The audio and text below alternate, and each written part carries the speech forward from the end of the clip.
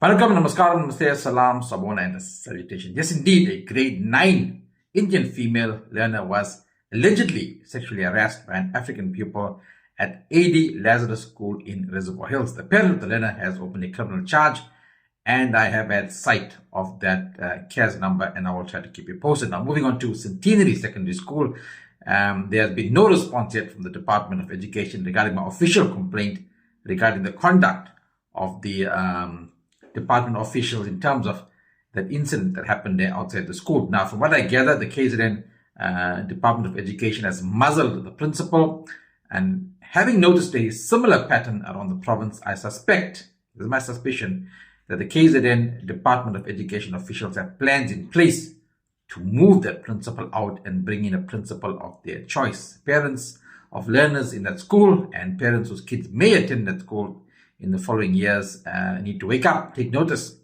That's if you care about the education of your children. It's also alleged again, that the school finances, that there's a trust fund and a couple of bars are sitting there. That's what I've heard from a few sources, but unconfirmed.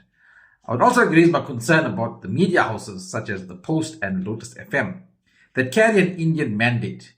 Now, the Post and Lotus FM, can you come to the front of the class and answer, why have you not pursued these matters that involve Indian learners? Why have you, in regards to the Centenary Secondary School issue, why have you not interviewed the Indian learners and parents that can offer you a real insight as to what happened?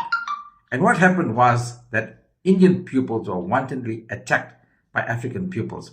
Or is that truth not to be exposed? Nice to ask.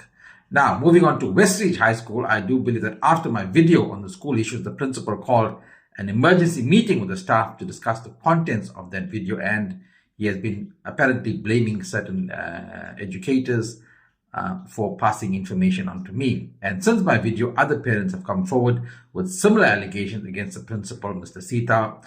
Like this message here sent from a parent to me. It says, "Hello, I've seen your TikTok video about the child that was stabbed at school. His parents sent me the TikTok. I've got a lot to tell you about the school, the principal, the unfairness that happens. My child was injured and never seen the daylight of a court because the principal covered it up."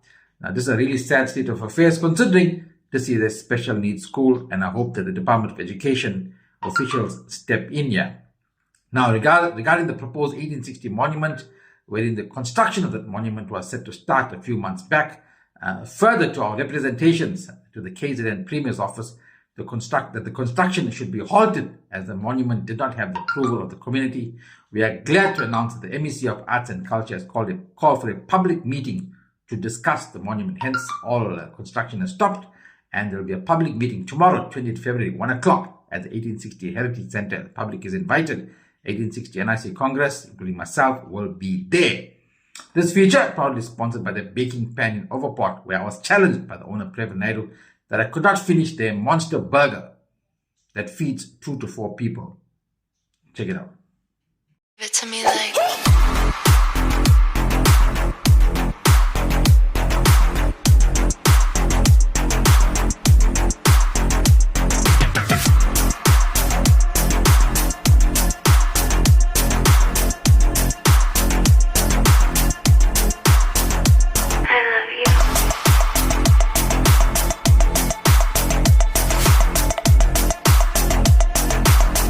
Tell her what you must, tell her what you crave, but don't tell her flop, don't tell her with the masala.